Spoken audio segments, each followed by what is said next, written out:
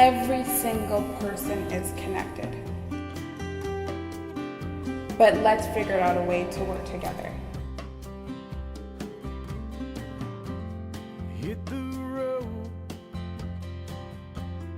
left by foot nowhere. So my name is Kate Evans. I'm the Regional Coordinator for the MS Society of Canada in Fort McMurray, Alberta.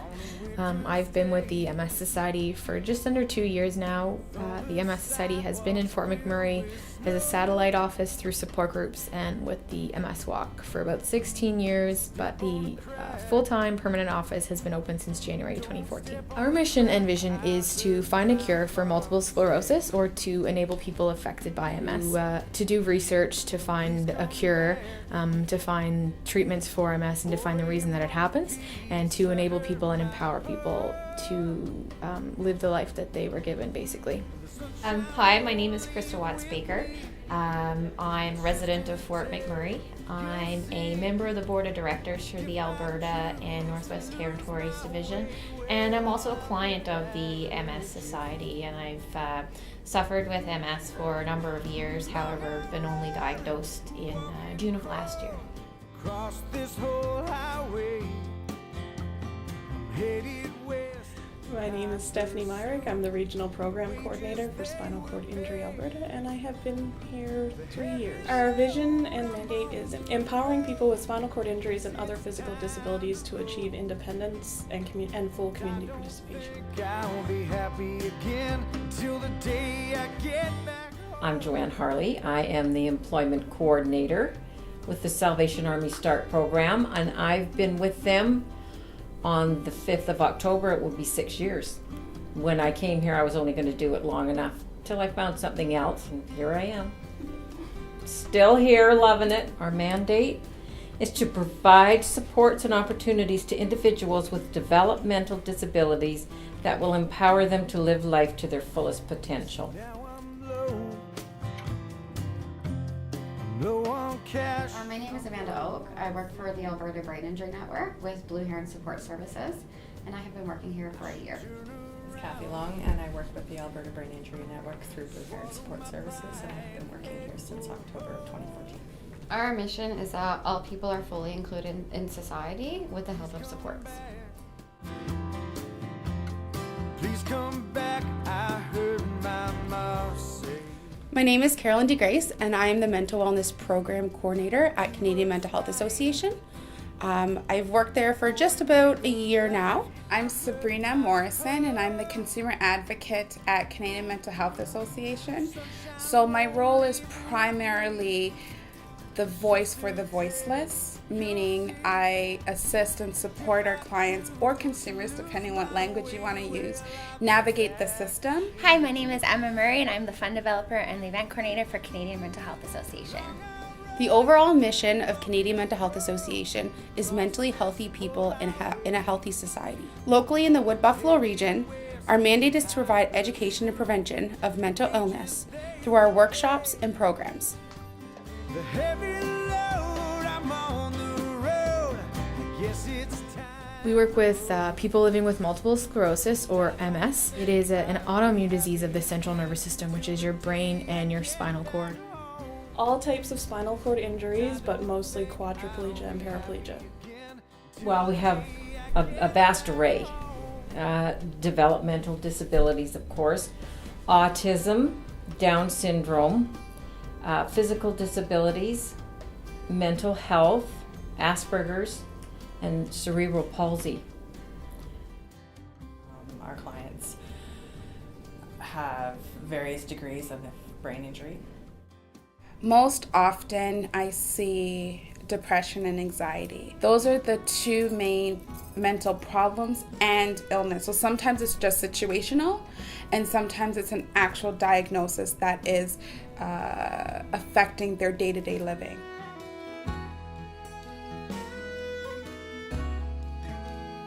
The symptoms that we see most often would be extreme fatigue, mobility, coordination issues, bladder problems, weakness, tingling. Sometimes there's issues with the eyes, like optic neuritis, vision problems, mood problems, cognitive impairments, stuff along those lines. For me, the biggest symptoms are, I have the big three, I call them. Fatigue, which isn't, you pulled an all-nighter and you're tired the next day. It's the type of fatigue where every part of your body, you just can't function and you have to go to bed. So for me, I can't stay up for longer than 4 to 6 hours at a time, and I have to take a nap. Second is pain. I have a lot of muscle spasticity because my brain isn't communicating appropriately with my muscles. So I have a lot of muscle spasms, muscle pain. And the other biggest one for me is cognitive issues. So I have a horrible memory. My husband can attest to that. I call him my external hard drive. I have a lot of difficulty with concentration, cloudy thinking, and those types of things. So that's really impacted my ability to do my job as well. Okay, so usually what we'll see short-term and long-term memory loss to varying degrees. They also will often have trouble managing their emotions, which can cause them to get into a little bit of trouble. Physical limitations such as walking, being able to drive a vehicle. So now they're at the mercy of public transit or taxis. Depression. They tend to become quite depressed because they tend to isolate themselves from their former relationships. They don't associate with the people they used to associate with. Sometimes they don't even remember them. Mm-hmm. So people who used to be there, people that used to help them with their housing or whatever, they just can't. They don't even remember them. A lot of clients have trouble showing their emotions. Like whether they're happy or sad, they don't really realize that like a smile means that you're happy, kind of sense. They're just kind of usually have a straight face, and their emotions are really hard for them to show.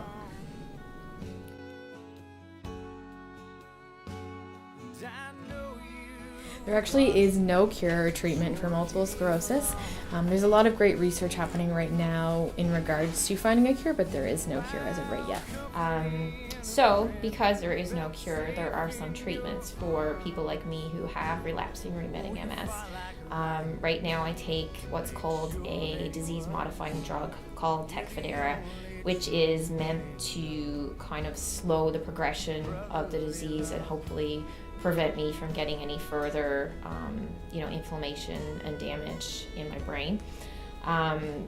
One of the things that I did as soon as I found that I had MS or that I might have MS was try to learn as much as I could about the disease as possible.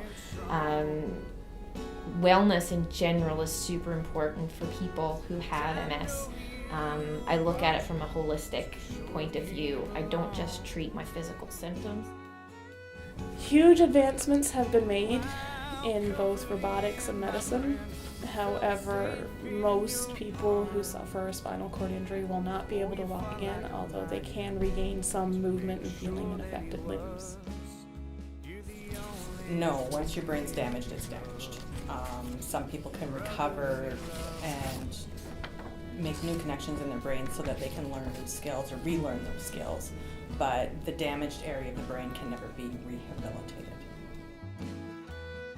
There are many cures and many treatments, fortunately. So even though it's the most common, there are a lot of research done to treat and cure anxiety and depression. For some people, it's very chronic, typically because it's joined with other illnesses. So it could be depression, bipolar, or anxiety and PTSD. So with this post-traumatic stress disorder.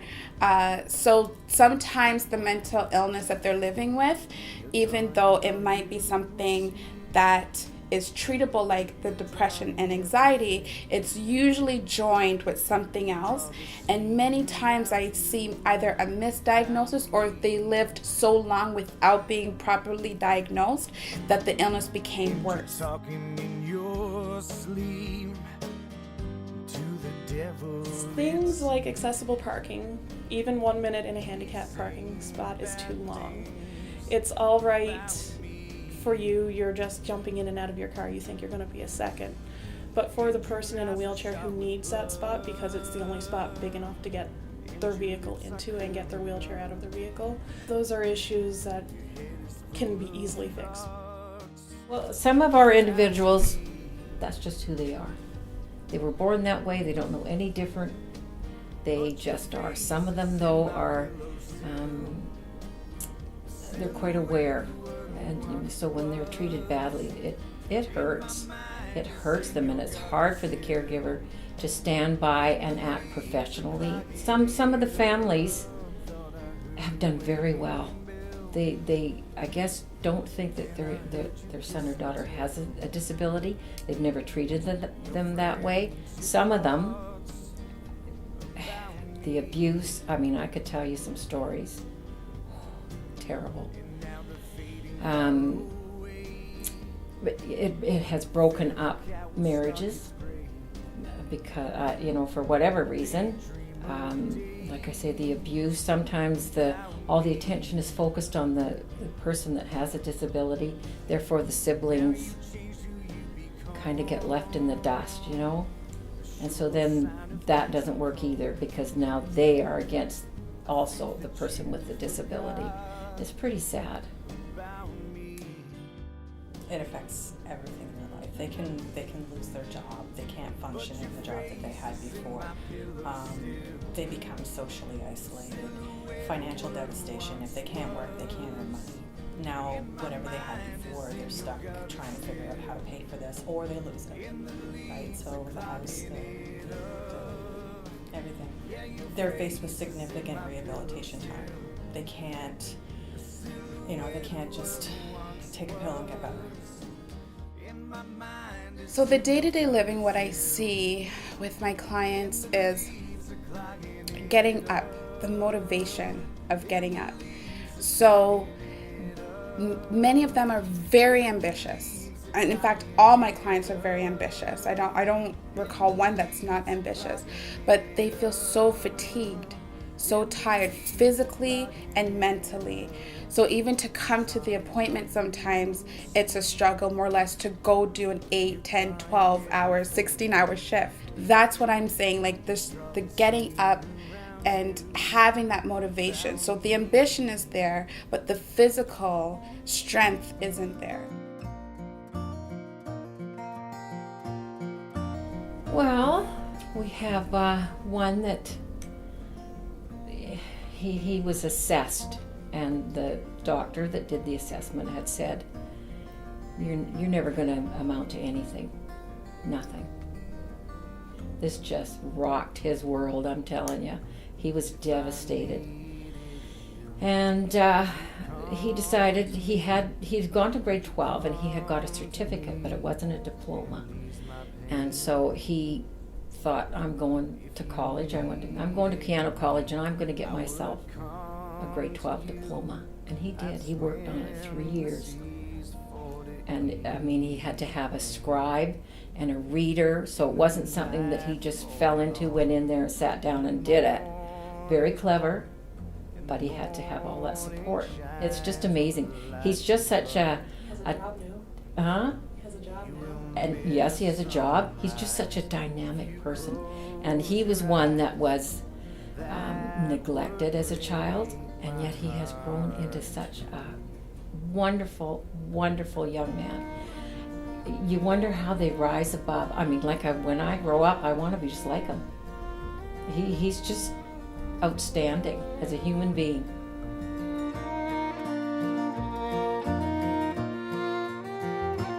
As a mental wellness program coordinator, my program offers anger management, stress management, and women's self-esteem.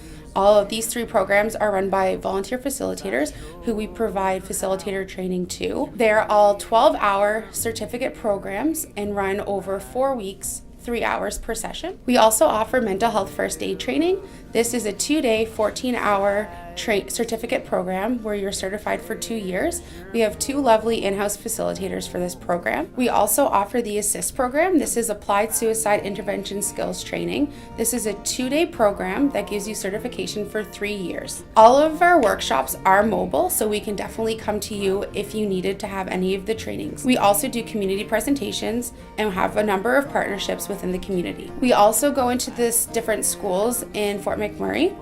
We offer the Friends for Life and Fun Friends program. We also offer the mental health and high school curriculum. We are also going to be implementing a support group for individuals in the community who live with a mental illness, and also for friends and family of members of the community who live with a mental illness or a mental health problem. So we do a couple fundraisers every year to boost awareness and fundraising for research to find a cure for MS. The most popular one would be the MS Walk that we do every spring. It's basically just a walk that we organize, and we bring out clients and anyone who's really been affected by MS to support MS research and enabling those living with MS. And we also do Cruising to End MS in the fall with A&W.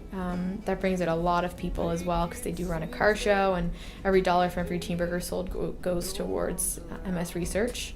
And we do a couple other events throughout the year, just kind of one-off events to boost awareness, and we attend a lot of trade shows and stuff like that too. Right now, this year we did our cheerleaders, which is we had people spend the entire day in a wheelchair from getting up in the morning till they pick up the wheelchair at 7 o'clock that night. And the other one we are doing this year is National Accessible Parking Awareness Week. And I also participate in different events with other organizations, the main one being the party program through Safe Communities for Buffalo. We have many annual events that raise awareness on mental health. CMHA Mental Health Week is an annual national event that takes place during the first week in May to encourage people from all walks of life to learn, talk, reflect, and engage with others on the realities of mental health. Taking Off the Blindfold Golf Tournament is celebrated in June with a golf tournament where we ask participants and the community to take off the blindfold on the reality of mental health and reduce the stigma associated with mental illness. Community Barbecue is a summertime fun event where we raise awareness and fundraise by selling hot dogs for our CMHA programs and services. Mental Illness Awareness Week is an annual national public education campaign designed to help open the eyes of Canadians to the reality of mental illness. Marshmallows for Mental Health will be a really fun event where participants who have a mullet will easily be able to engage the conversation by a mullet is a different hairstyle, so especially this time in our lives. Maybe the 80s or 90s is a little more common. So it will be able to ask those questions. Why do you have a mullet? Well, I'm raising money for mental health. This event is designed to generate conversation on mental health by A, cutting your hair into a mullet on March 1st, B, having a fundraising goal and then cutting your hair into a mullet once you reach that goal, or simply donating to the team website or the participant who is participating by cutting their hair into a mullet. We do a casino every 18 months, and we're also supported by the United Way. We get it from PDD, Persons with Disabilities Northeast Region. So yeah, the funds are limited, of course. I mean, it has to be, but that's why we have to be very careful. Our program director she's very good with the making sure that we get what we need, but no more. The funding for our program comes from the Alberta government and partly by the United Way as well. We receive funding for our programs and services through the United Way, the Regional Municipality of Wood Buffalo, Alberta Health Services, Community Network, Total, and Enbridge.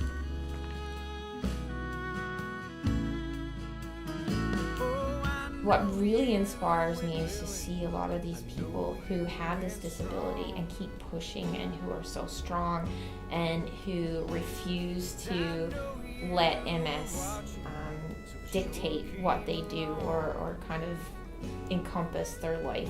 So the people that I've met and the people that I see that I've been fortunate enough to meet, you know, throughout this whole process has really, it provides me with inspiration, and also it helps me keep going as well. Like I say, just the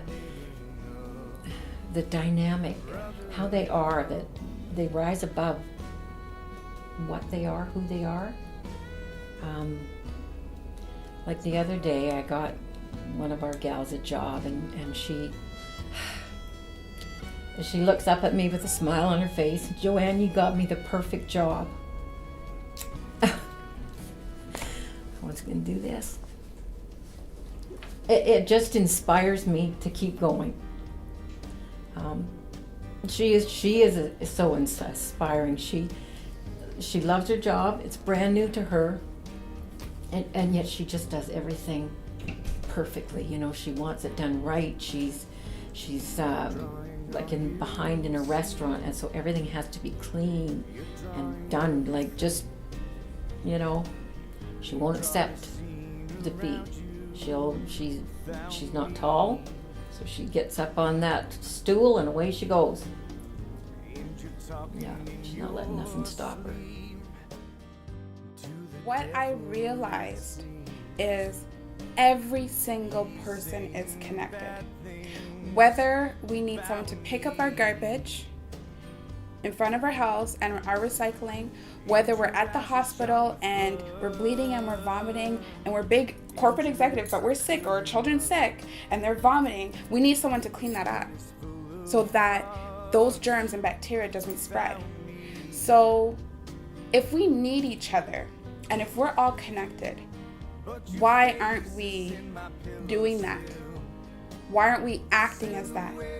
Because in reality, I can't do this by myself. I need United Way, I need AHS, I need the regional municipality of Wood Buffalo to fund CMHA so I can live my job. And then I live my job, I'm happy, I go home, and my son is happy. If my son is happy and I can be there and do his homework with him, he goes to school happy, his self-esteem is happy. If he's happy, he's not bullying other kids. And if he's not bullying other kids, the teacher is happy. If she's happy, she goes back to her husband, who's probably the VP for Syncrude and Suncor. So you see the connection? Right? So for me, it's really important that we get that. I'm no different than my client, and they're no different from me. I'm not better than them, and they're not better than me. I need them, and they need me. Does that make sense? So that's how I look at these types of things. Let's get it out there. Let people know, because once we think separation, so there's a saying, united we stand, divided we fall. From when there's separation, there's chaos. Then there's a bad and a good. But if we're one, there's no bad, there's no good, we're one. So if we can come together, there won't be, recession, no recession, I don't care. The best times in my life, the best jobs I've had in my life were in recession. But let's figure out a way to work together. In my mind is in your gutter sill, and the leaves are clogging it up, and the leaves are clogging it up, and the leaves are clogging it up, and the leaves are clogging it up, and the leaves are clogging it up. You're drawing all you see, you're drawing everything. You draw the scene around you without me.